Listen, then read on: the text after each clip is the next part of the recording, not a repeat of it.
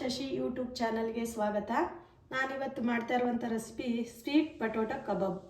Sweet ಪಟೋಟೊ ಕಬಾಬ್ಗೆ ಬೇಕಾಗಿರುವ ಸಾಮಗ್ರಿಗಳು: sweet ಪಟೋಟೊ, cornflour, ಶುಂಠಿ ಬೆಳ್ಳುಳ್ಳಿ ಪೇಸ್ಟ್, ರುಚಿಗೆ ತಕ್ಕಷ್ಟು ಉಪ್ಪು, ಚಿಲ್ಲಿ ಪೌಡರ್, ಮೈದಾ ಹಿಟ್ಟು.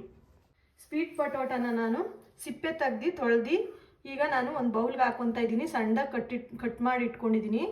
ಅದನ್ನ ಇವಾಗ ಒಂದು ಬೌಲ್ಗೆ ಹಾಕ್ಕೊತಾ ಇದ್ದೀನಿ. ಇವಾಗ ಅದ್ರ ಜೊತೆ 2 ಸ್ಪೂನು ಶುಂಠಿ ಬೆಳ್ಳುಳ್ಳಿ ಪೇಸ್ಟ್ ಹಾಕ್ಕೊತಾ ಇದ್ದೀನಿ. ಚಿಲ್ಲಿ ಪೌಡರ್ 2 ಸ್ಪೂನು,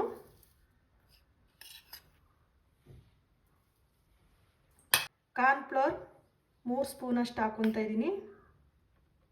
ತುಂಬ ಈಸಿಯಾಗೆ ಮನೆಯಲ್ಲೇ ಮಾಡ್ಕೊಬೋದು, ಮಕ್ಕಳಿಗೆಲ್ಲ ತುಂಬ ಇಷ್ಟ ಆಗುತ್ತೆ. ರುಚಿಗೆ ತಕ್ಕಷ್ಟು ಉಪ್ಪು, ಮೈದಾ ಹಿಟ್ಟು 1 ಸ್ಪೂನು. ಇದನ್ನ ಇವಾಗೆಲ್ಲ ನಾನು ಚೆನ್ನಾಗಿ ಮಿಕ್ಸ್ ಮಾಡಾದ್ಮೇಲೆ ಇದನ್ನ 15 ನಿಮಿಷ ನೆನೆಗೆ ಬಿಡಬೇಕು. ಸ್ವಲ್ಪ ಚೆನ್ನಾಗಿ ಮಿಕ್ಸ್ ಮಾಡಿ ಆಮೇಲೆ ಸ್ವಲ್ಪ ನೀರು ಸೇರಿಸ್ಕೊಂಡು ಮಿಕ್ಸ್ ಮಾಡ್ಕೊಳ್ಳಿ. ಸ್ವಲ್ಪ ನೀರು ಹಾಕ್ಕೊಂಡು, ತುಂಬ ನೀರು ಹಾಕ್ಬಾರ್ದು, ಸ್ವಲ್ಪ ನೀರು ಹಾಕ್ಕೊಬೇಕು. ನೀರು ಹಾಕಾದ್ಮೇಲೆ ಅದನ್ನ ಚೆನ್ನಾಗಿ ಮಿಕ್ಸ್ ಮಾಡ್ಕೋಬೇಕು. ಮಿಕ್ಸ್ ಮಾಡಿ ಇಟ್ಟಿದ್ದೀನಿ.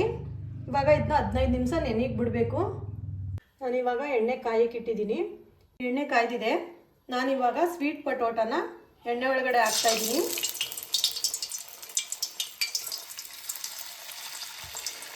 ನಾವು ಕಬಾಬು ಯಾವ ರೀತಿ ಬೇಯಿಸ್ಕೊತೀವಿ ಆ ರೀತಿಯೇ ಸ್ವೀಟ್ ಪಟೋಟೊನು ಕೂಡ ನಾವು ಬೇಯಿಸ್ಕೋಬೇಕು.